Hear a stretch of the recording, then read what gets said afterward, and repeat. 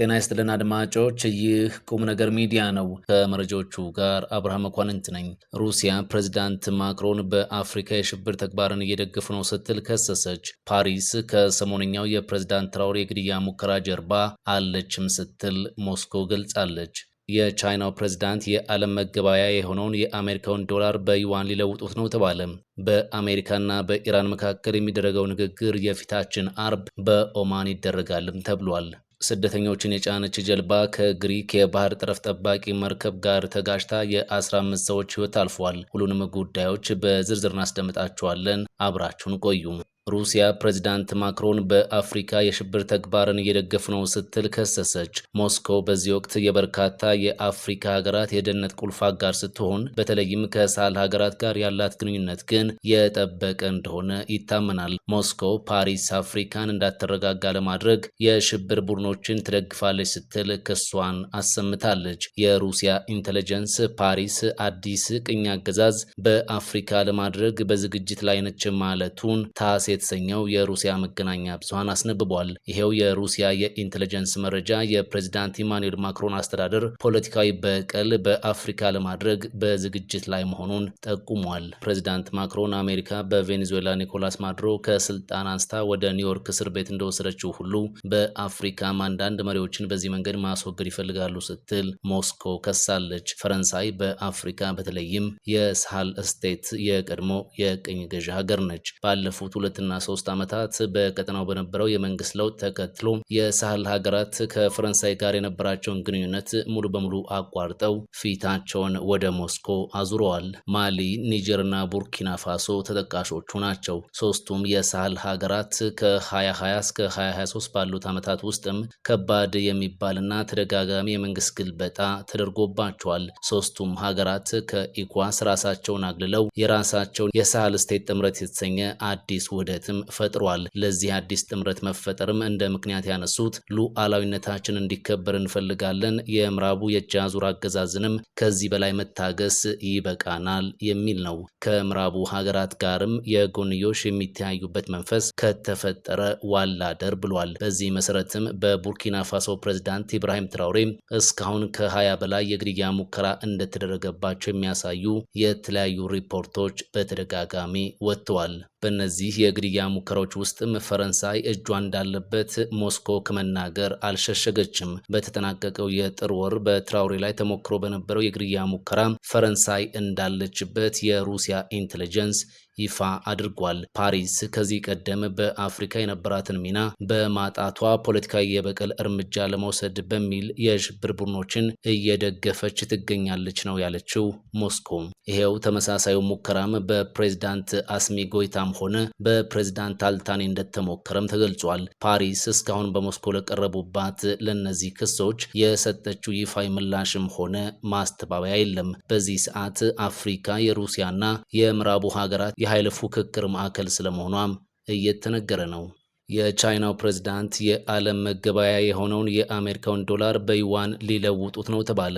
ቻይና የዶላርን የበላይነት ለመቀዳጀት እንዳሰበችም ተሰምቷል። በዚህ ወቅት አዲስ የገንዘብ ፉክክር በዓለም መድረክ ላይ እየታየ እንደሆነ መረጃዎች ወጥተዋል። ፕሬዝዳንት ሺ ጂንፒንግ ቻይና ገንዘቧን በዓለም አቀፍ ስርዓት ውስጥ ትልቅ ሚና መጫወት እንዲችል ማድረግ ትፈልጋለችም ብለዋል። ፕሬዝዳንቱ የቻይናው ገንዘብ ዩዋን እንዲጠናከርና የአሜሪካ ዶላር ያለውን ዓለም አቀፍ የበላይነት እንዲገዳደር ያላቸውን ግልጽ ፍላጎትም በይፋ ገልጸዋል።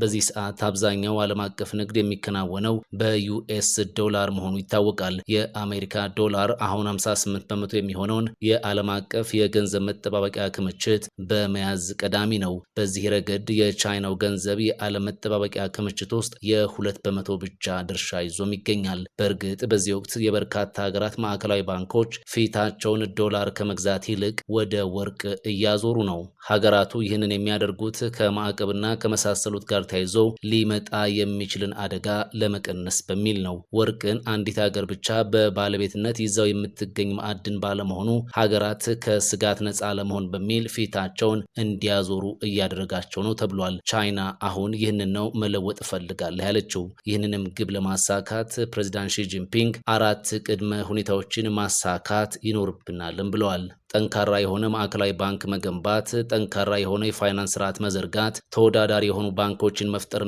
ግሎባል የሆኑ ኢንቨስተሮችን ለመሳብ የስቶክ ማርኬቱን ማብቃት ይጠይቃልም ብለዋል። ፕሬዝዳንቱ ይህንን እቅዳቸውን ለባለስልጣናቶቻቸው ያሳወቁት በ2024 ቢሆንም ለመላው ህዝባቸው ግን ይፋ ሲያደርጉ ይህ የመጀመሪያቸው ነው። ፕሬዝዳንቱ አሁን ይህንን ማሳወቅ የፈለጉት ያለ ምክንያት አይደለምም ተብሏል። ምናልባትም በዚህ ሰዓት የዩኤስ ዶላር በጫና ውስጥ ስላለ የሚል ግምት ይዘው ሊሆን እንደሚችልም ተዘግቧል። ባለፈው አንድ ወር ገደማ ዶላር የመዳከም ሁኔታ እየገጠመው በመሆኑ ፕሬዝዳንቱ ለዓለም ምርጫ እንዳላት ለማሳየት ጊዜውን መርጠውታል የሚሉ መረጃዎችም ወጥተዋል። ይህም ሆኖ ግን የዩኤስ ዶላር ከ6 ትሪሊዮን በላይ በማዕከላዊ ባንክ በመጠባበቂያነት ይገኛል። ከአሜሪካ ዶላር ቀጥሎ በበቂ ሁኔታ ክምችት የሚገኘው ዩሮ ሲሆን በሶስተኛነት ደግሞ የጃፓን የን ነው።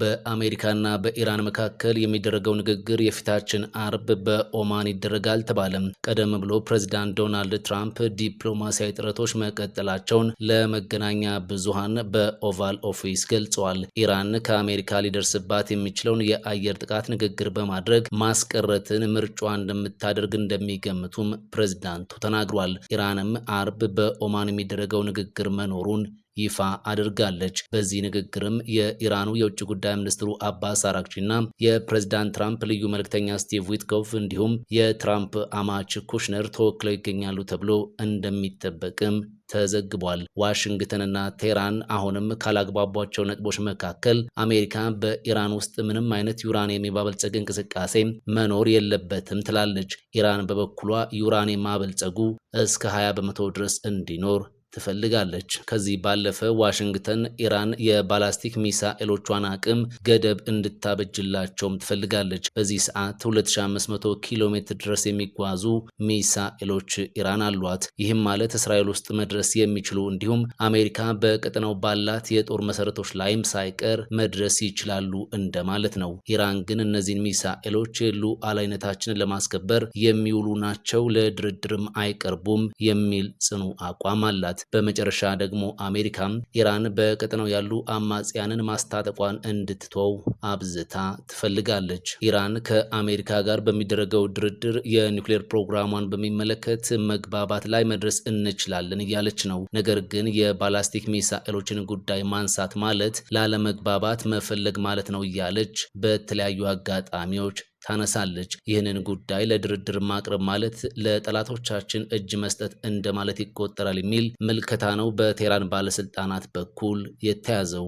ስደተኞችን የጫነ ጀልባ ከግሪክ የባህር ጠረፍ ጠባቂ መርከብ ጋር ተጋጭቶ የ15 ሰዎች ሕይወት አልፏል ተባለም። ስደተኞችን ጭኖ ከቱርክ የተነሳ ፈጣን ጀልባ በቺዮስ ደሴት አካባቢ ከግሪክ የባህር ጠረፍ ጠባቂ መርከብ ጋር ተጋጭቶ ቢያንስ የ15 ሰዎች ሕይወት ማለፉን ቢቢሲ ዘግቧል። አደጋው በደረሰበት ወቅት ስደተኞችን የጫነው ጀልባ አደገኛ እንቅስቃሴዎችን እያደረገ እንደነበርም ተነግሯል። የባህር ጠባቂዎችም ክትትል እያደረጉበት እንደነበር የግሪክ ባለስልጣናት ተናግሯል። የባህር ጠባቂዎች ከቱርክ የባህር ዳርቻ ጥቂት ኪሎ ሜትሮች ርቀት ላይ ወደምትገኘው ቺዮስ ደሴት ስደተኞችን የምታጓጉዝ አነስተኛ ጀልባ ተመልክተው ወደ መጣችበት እንድትመለስ ትዕዛዝ ሰጥተው እንደነበር አንድ ባለስልጣን ተናግረዋልም ተብሏል። ባለስልጣኑ አዘዋዋሪዎቹ ጀልባዋ ወደ ባህር ጠረፍ ጠባቂ መርከቧም በማስጠጋት ግጭቱ እንዲከሰት አድርገዋል ብለዋል። ጀልባው ላይ ከ30 እስከ 35 የሚደርሱ ሰዎች ተሳፍረው እንደነበርም ቢቢሲ ዘግቧል።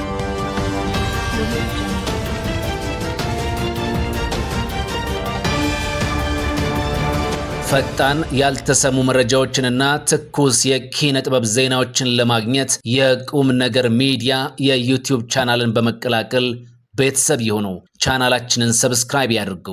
በቲክቶክም አለን። ቁም ነገር ሚዲያ ኦፊሻል ብለው ይከተሉን። እናመሰግናለን። ቁም ነገር ሚዲያ፣ ለቁም ነገር እንሰራለን።